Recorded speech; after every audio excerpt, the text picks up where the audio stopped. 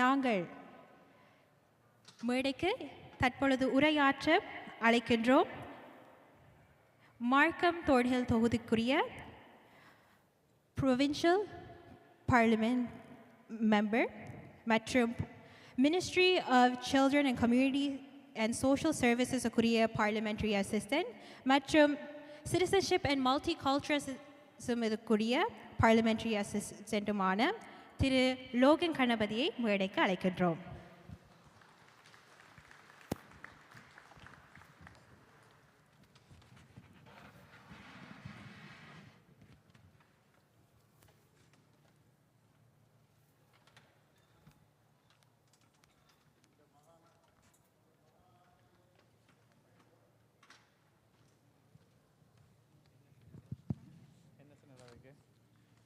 இந்த மகாநாட்டை சிறப்பிக்க வந்திருக்கின்ற உங்கள் எல்லாருக்கும் முதலிலே எங்கே உங்களுடைய மாஸ்டர் வெளியால் சூரியன் வடிவ உதிக்குது. Sun shining outside because of your great work you do for our community. எங்கே எங்களுடைய மாஸ்டருக்கு ஒரு கரகோஷங்கள். இந்த 15ஆம் உலக தமிழாசிரியர் மகாநாட்டை ஒழுங்குபடுத்திய கனடா தமிழ்ச்சங்கம், படிமுறை தமிழ் ஒன்றியம், அத்துடன் இணைந்து நடத்தும் உலக தமிழ் ஆசிரியர் பேரவை, ஆக்டின் brain centre, department of historical and cultural studies of university of Toronto Scarborough, இவர்களுக்கு எனது மனமார்ந்த பாராட்டை முதலில் தெரிவித்துக் கொள்கிறேன். இங்கு உலகெங்கிலும் இருந்து வந்திருக்கும் ஆசிரியர்களையும் தமிழ் அறிஞர்களையும் கனடிய ஒன்டாரியோ பாராளுமன்ற உறுப்பினராக, also parliamentary assistant to Minister of Multiculturalism and Citizenship, also parliamentary assistant to Minister of Children, Community and Social Services, அதன் சார்பாகவும் என்னுடைய நெஞ்சு நிறைந்த அன்புடன் அவர்கள் எல்லாரையும் இங்கே வரவேற்பதில் பெருமகிழ்ச்சி அடைகிறேன். இன்று கனடாவுக்கு ஒரு வரலாற்று சிறப்புமிக்க நாள். மாணவர்கள் மொழித்திறன், கலை, கலாச்சார, சமூக விழுமியங்கள், 21ஆம் நூற்றாண்டின் வினைத்திறனுடன் கூடிய திறன்கள் என அவர்களை முழுமையாக வளர்க்கும் அர்ப்பணியில் ஈடுபடும் தமிழ் ஆசிரியர்கள் முன்னேறுவதற்கு இன்று கனடாவில் பல்வேறு வாய்ப்புகள் இருக்கின்றன. வருங்காலத்தில் தமிழ் தமிழ் மொழியில் பாண்டித்தியம் பெற்றவர்களாக உருவாக்குவதற்கான ஆர்வம், உழைப்பும் உள்ளோருக்கு ஆதரவு வழங்க ஒன்டாரியோ மாகாண கல்வி அமைச்சின் பல உதவிகள் உள்ளன. இன்னும் சில நிமிடங்களில் எங்களுடைய ஒன்டாரியோ அரசினுடைய கல்வி அமைச்சர் ஸ்ரீமன் லெட்சே வர இருக்கின்றார். இத்தகைய சிறப்பு நாளில் சுமார் 40 ஆண்டுகளுக்கு முன் நிகழ்ந்த ஒரு துன்பத்தை குறிப்பிட்டு சொல்ல விரும்புகிறேன். உங்களுக்கு தெரியும், நேற்று தான் 40வது வருடம் எங்களுடைய யாழ்ப்பாண பல்கலைக்கழகம் எரிக்கப்பட்ட நாள். யாழ்ப்பாண நூலகம் எரிக்கப்பட்ட நாள், பல்கலைக்கழகம் 1988 மே 31 அன்று யாழ்ப்பாண பொது நூலகம் எரிக்கப்பட்டது. இது 20ஆம் நூற்றாண்டின் மோசமான ஒரு இணையழிப்பு நடவடிக்கைகளின் ஒன்றாகும். இது தமிழர் பிரச்சனையின் ஒரு முக்கியமான பகுதியை குறிக்கின்றது, ஒரு டார்க் சாப்டர் எங்களுடைய தமிழ் ஹிஸ்ட்ரியில்.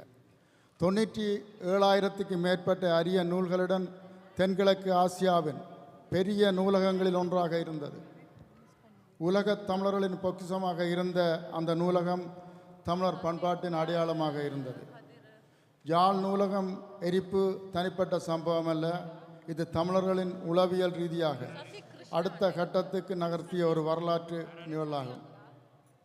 பூம்புகார் கடல் கொண்ட போதும், மதுரை எரிந்த போதும் தமிழ் தன்னை தக்க வைத்து மீண்டும் எழுந்தது போல் யாழ் நூலகம் சாம்பலில் இருந்து இன்றும் கம்பீரமாக எழுந்தது. அன்று நான் யாழ் பல்கலைக்கழகத்தில் மாணவர்களாக இருந்தேன். அந்த யாழ் நூலகம் எரிந்து கொண்டிருந்த பொழுது இன்றைய உலக தமிழ் மகாநாட்டை, இந்த ஆசிரியர் மகாநாட்டை அழகாக ஒழுங்குபடுத்தி அவர் ஒரு ஒன் மேன் ஆர்மி என்று நான் அடிக்கடி சொல்கிறது. அவர் கணக்கு சோல்டியர்ஸ் இருக்கணும், கணக்கு வாலண்டியர்ஸ். அதை அழகாக ஒழுங்குபடுத்தி கொண்டிருக்கின்ற மதிப்புக்குரிய ஐயா ராசரத்னம் சுப்பிரமணியம் அவர்களின் அர்ப்பணிப்புக்கு, அவர் தமிழின்பால் கொண்டிருக்கும் பற்றுக்கும் இந்த இடத்திலே எனது நன்றியையும் பாராட்டுகளையும் தெரிவித்துக் கொள்கிறேன். தமிழ் கல்வியை நவீனமயமாக்கி இலகுபடுத்தி புத்துயிர் அளிப்பது என பல்வேறு தளங்களில் அவரது அர்ப்பணிப்பும் மற்றும் ஆர்வமும் அளப்பெரியது. மாணவர்களின் உலகை அறிந்து அவர்களுக்கு தமிழை கொண்டு சேர்க்க விளையும் திருவாளர் ராஜரத்னம் சுப்பிரமணியம் மாணவர்களின் கற்றல் தேவைகளை நன்குணர்ந்து அவர்களின் விரும்பும் வகையில் அவர்களுக்கு ஆர்வத்தை ஊட்டும் வகையிலும் மாணவர்களது கற்றல் அனுபவங்களை வடிவமைக்கும் நோக்கில் பாடத்திட்டங்களை வடிவமைத்திருக்கின்றார் என்பதை இங்கே கூறிவைக்க விரும்புகிறோம். அவற்றின் அர்த்தமுள்ள வகையில் மெய்நிகர் தொழில்நுட்பம் உள்ளிட்ட தகவல் தொடர்புகள் தொழில்நுட்பங்களையும் கூடவே அவர் ஒருங்கிணைத்திருக்கிறார் அந்த பாடத்திட்டத்தை. இதன் மூலம் எதிர்கால தலைமுறைகளுக்கான பலமான அடித்தளத்தை உருவாக்கியுள்ளார் என்றே கூறலாம். ஐ வுட் சே ராஜரத்னம் ஐயா நான் சொல்கிறது இந்த மாஸ்டர் இஸ் அ நியூட்டன் இந்த மாடர்னைஸ் இந்த தமிழ் லாங்குவேஜ் கரிக்குலம். அவரை நான் உங்களுக்கு தெரியும் நியூட்டன் என்னத்தை கண்டுபிடித்தாருன்னு, அது மாதிரி எங்களுக்கு அந்த சேஞ்சஸ் செய்கிறதுக்கு எல்லாருக்கும் பயம். அப்போ சேஞ்சஸ் ரிஃபார்முகள் மாடர்னைஸ் பண்ணுறதுனால எங்களுக்கு பயம். ஆனால் அந்த ஆசிரியர் பல வருடங்கள் காலமாக உங்களுக்கு தெரியும் அந்த என்கேஜ்மெண்ட் புலம்பெயர்ந்த டயஸ்போரா உலகம் முழுக்கலும் சென்று இதை பற்றி எல்லா மக்களிடையும் கருத்துக்களை எடுத்து தான் இந்த படிமுறை திட்டத்தை அவர் அறிமுகப்படுத்தியிருக்கிறார். அப்போ இந்த நியூட்டன் மாதிரி எங்களுக்கு அடிக்கடி நியூட்டன் தேவை. எங்களுக்கு மாடர்னைஸ் பண்ணணும், எங்களுக்கு ரிவல்யூஷனைஸ் பண்ணணும் எங்களுடைய தமிழ் எஜுகேஷன் சிஸ்டத்தை கரிக்குலங்களை. அதை இந்த 21ஆம் நூற்றாண்டில் தான் எங்களுடைய ஆசிரியர் செய்திருக்கின்றார். எமது மொழி தான் எமது பலம். தமிழில் மாதா பிதா குருதெய்வம் என்று இறைவனுக்கு முன்னதாக ஆசிரியரை குறிப்பிடுவதே எங்கள் சமூகத்தில் வணங்கப்பட வேண்டியவர் என்பதுதான் எங்களுடைய சமூகத்தினுடைய ஒரு பண்பாடு. புலம்பெயர் தேசங்களில் தமிழ் மொழியை தகமசார் ஆசிரியர்கள் மூலம் கற்பதனூடாக தமிழுக்கு நாம் புத்துயிர் கொடுக்கின்றோம். ஒருத்தர் தங்கள் சொந்த மொழியில் பேசுவதென்பது ஒவ்வொருவரின் உடலுக்கும் உள்ளத்துக்கும் மருந்து அளிப்பது, ஒரு மெடிக்கேஷன் மாதிரி என்ன தமிழில் கதைக்கிற எல்லாம் ஒரு ஆரோக்கியம். தாய்மொழி தான் சிந்திக்கும் திறனின் திறவுகோலாக இருக்கின்றது. எந்த மொழியை கற்றாலும் எத்தனை மொழிகளை கற்றாலும் ஒருவரின் சிந்தனை உருவெடுப்பது தாய்மொழியில்தான். மனித ஆற்றலை வளமாக்கவும் ஒருவரது படைப்பாற்றலை அதிகப்படுத்தவும் தாய்மொழி கல்வியால் மட்டுமே முடியும்.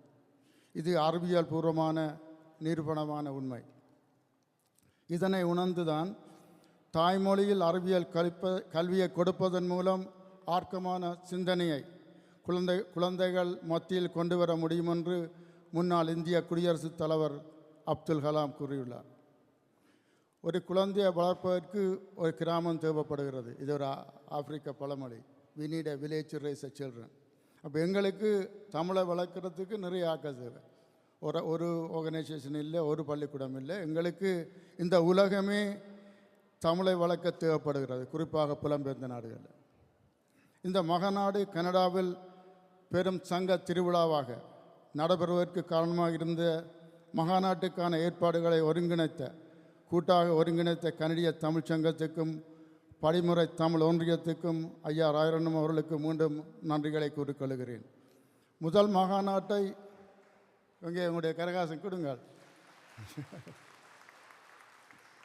முதல் மகாநாட்டை சிங்கப்பூரில் தொடங்கி உலகளாவிய விவாதங்களை ஊக்குவித்து உலக தமிழ் ஆசிரியர் பேரவையை நான் பாராட்டுகிறேன். வஞ்சகம் இல்லாமல் கைதட்டுங்கள், பிரச்சனை இல்லை. இந்த மகாநாட்டை நடத்தியது மற்றும் தமிழ் மொழியை பேணுவதற்கான திட்டங்களை தொடர்ந்து பங்களித்து கொண்டிருக்கும் university of Toronto, Scarborough historical and cultural ஸ்டடிக்கும் எனது நன்றியை இந்த இடத்தில் தெரிவித்துக் கொள்கிறேன். இறுதியாக, எமது தாய்மண்ணில் தமிழ் மொழியை பேசுவதே தண்டனைக்குரிய குற்றமாக கருதப்படுகின்ற காலம் இது.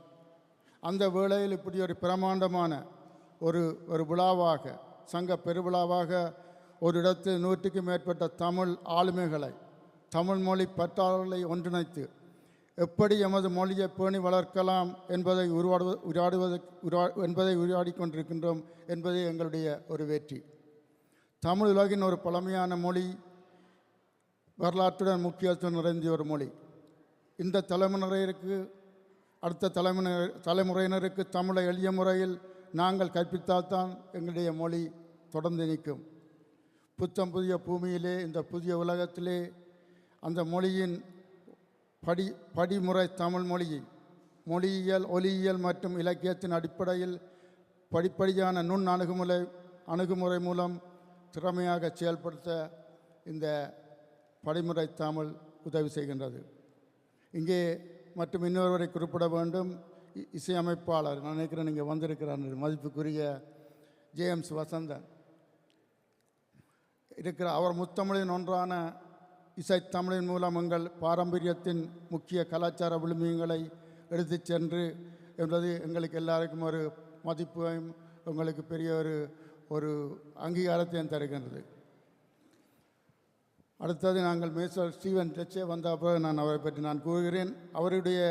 எங்களுடைய எடுகேஷன் மினிஸ்ட்ரிக்கு நான் நன்றி கூட கொண்டு வரும் ஸ்பெஷலாக. ஏனென்றால் அவருடைய ஆதரவு இந்த மாநாட்டுக்கு கல்வி அமைச்சின் நிதி அறிவிப்பும் கனடிய தமிழ் சங்கத்தின் படிமுறை தமிழமைப்பின் வளர்ச்சிக்கான தொடர்ச்சியான திட்டங்களுக்கு எங்களுடைய ஆதரவும், எங்களுடைய அரசினுடைய ஆதரவும், ஒன்றாரியோ மாகாண அரசினுடைய ஆதரவும், எங்களுடைய பிரிமியர் எங்களுடைய இந்திய கோக்கஸினுடைய ஆதரவும் ஒன்றும் இருக்கும் என்று கூறி, தமிழ் கல்விக்கான ஒளிமிகு எதிர்காலத்தை உருவாக்க நாங்கள் எல்லாரும் பாடுபடுவோம்.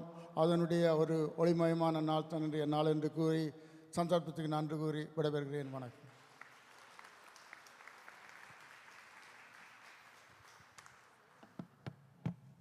நன்றி திரு லோகன் கணபதி அவர்களுக்கு.